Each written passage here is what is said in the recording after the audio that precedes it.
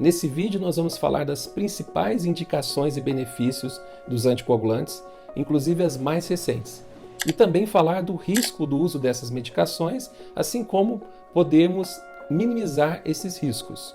Mas antes, já vai curtindo o vídeo, se inscreva no canal, ative o sininho de notificações, comente aí embaixo, você usa anticoagulante? De que lugar do país você é? E não se esqueça, compartilhe esse vídeo com o maior número de pessoas, com seus amigos, familiares, para que eles possam receber também as informações desse vídeo.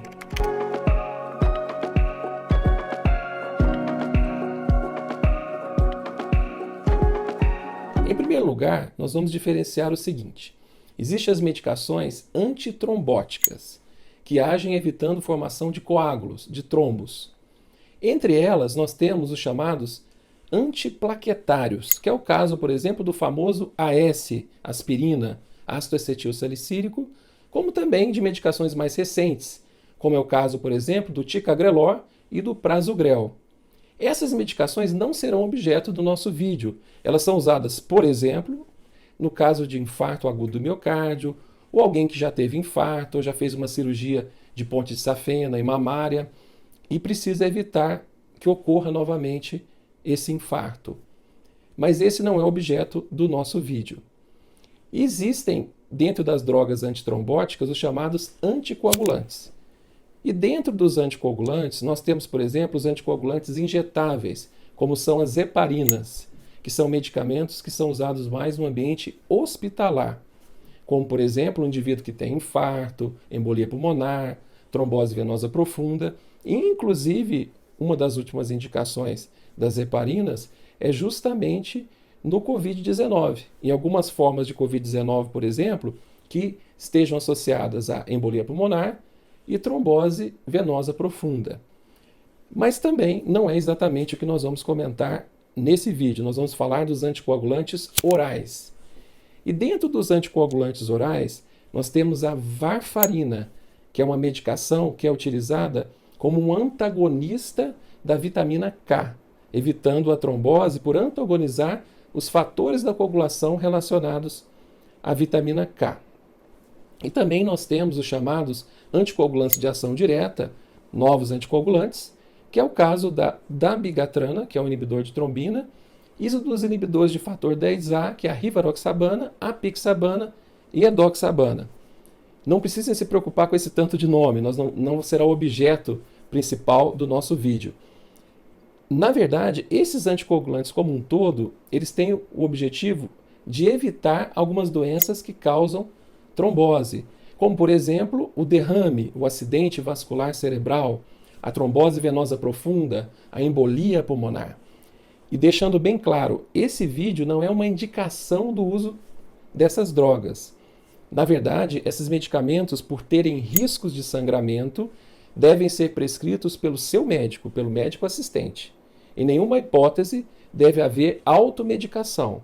Sempre deve ter uma prescrição e um acompanhamento bem de perto do médico que prescreve essas medicações anticoagulantes. Bom, os anticoagulantes de maneira geral, como nós dissemos, eles atuam nessas doenças.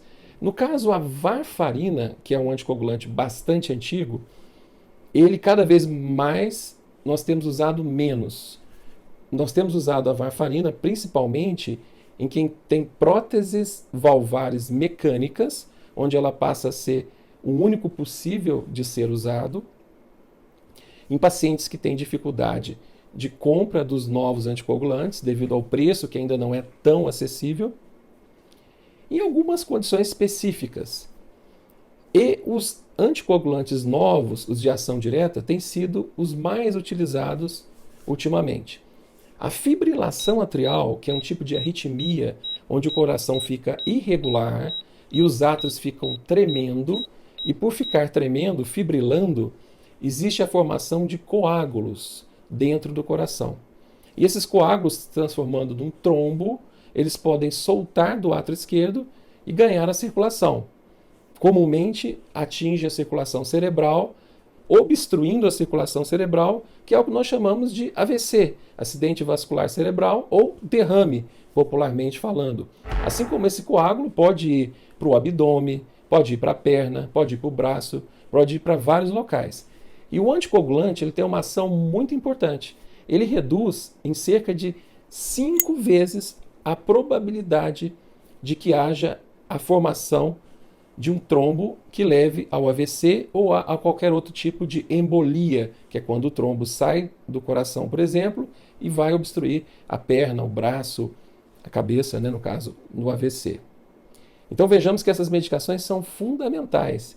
Poucas coisas em medicina têm uma redução tão importante a incidência, né, de eventos como o caso dos anticoagulantes. Especificamente, temos que entender o seguinte: o anticoagulante ele tem o seu risco de sangramento, mas aí nós temos que pesar caso a caso, o médico com o paciente, para sabermos se nós vamos anticoagular ou não o paciente. Em torno de 85% dos pacientes que têm fibrilação atrial ou flutter atrial, que são arritmias que podem levar a coágulos, precisam desses anticoagulantes, porque o AVC é a doença que mais causa dependência, a doença mais incapacitante que existe. Então é muito importante usarmos o anticoagulante, exceto em alguns casos específicos, onde o risco de sangramento é tão alto, extremamente tão alto, que opta-se por não usar. Mas isso tem que ser decidido entre o médico e o paciente. Outra situação interessante em relação à fibrilação atrial é que sabe-se que a fibrilação atrial aumenta a chance de demência, de alterações cognitivas ligadas à memória e ligadas à cognição de maneira geral. E os anticoagulantes foram drogas que foram descobertas recentemente como drogas que diminuem a chance de demência. O Dr. Freiberg apresentou no Congresso Europeu de 2019 um trabalho muito interessante realizado na Suécia, onde foi estudada a população da Suécia entre 2006 e 2014, mais de 400 mil pacientes, e observou-se uma taxa significativa de redução de demência com o uso dos anticoagulantes. Então vejamos que indicação interessante. Além de diminuir o AVC, ele também diminui a chance de demência nos pacientes que têm fibrilação atrial. Outra doença também que os anticoagulantes previnem é a trombose venosa profunda, a trombose das pernas, por exemplo. Também previne a embolia pulmonar, que é uma doença que está muito associada à trombose venosa profunda, porque muitas vezes a pessoa tem uma trombose na perna, por exemplo, esse coágulo se desprende, vira um êmbolo, vai impactar, entupir um vaso do pulmão, e aí nós temos a embolia pulmonar, que é uma doença extremamente séria, que necessita de tratamento, e os anticoagulantes são justamente as medicações de escolha nesse tratamento. E nós sabemos que no novo coronavírus, no Covid-19, uma das principais causas de complicações e que leva a óbito dos pacientes é justamente eles desenvolverem uma doença pulmonar, e entre as doenças pulmonares também leva a embolia pulmonar. E o anticoagulante passa a ser fundamental nessa situação. Assim como nós comentamos, né, que na doença cardíaca, também os pacientes que têm válvulas mecânicas necessitam do uso, mas nesse caso tem que ser especificamente a varfarina. E os que têm válvula biológica com fibrilação atrial sempre precisam ser anticoagulados. Com a varfarina, e tem surgido novos estudos mostrando que algumas medicações, como por exemplo a rivaroxabana, pode ser usado nesses casos. Agora temos que sempre estar atento para o risco de sangramento. Da mesma maneira que você diminui a formação de coágulos, de trombos, aumenta-se o risco de sangramento. Mas tem que se pesar o risco-benefício, porque a chance de você ter, caso precise de usar um anticoagulante, de ter um evento trombótico, ou seja, um AVC, por exemplo, é muito superior à chance de um sangramento importante usando anticoagulantes. Então, o benefício supera em muito o risco, exceto em alguns casos específicos.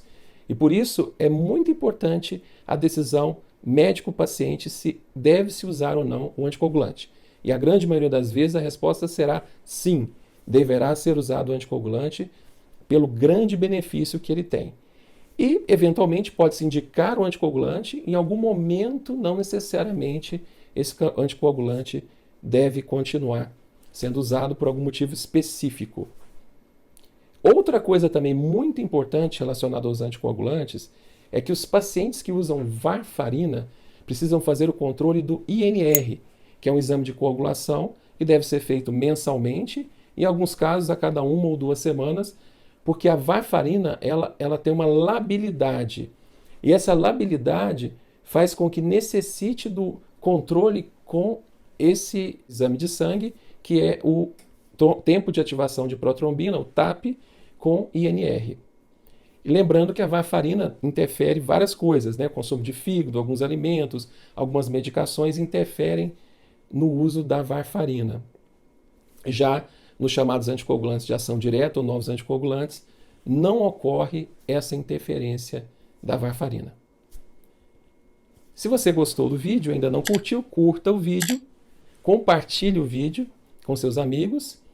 Nós vamos deixar aqui 2 dicas para vocês de vídeos. Vamos deixar esse vídeo de arritmias, que nós fizemos recentemente, que tem tudo a ver com esse tema, e também o vídeo de trombose, do Dr. André Vamber. Excelente vídeo. Um grande abraço.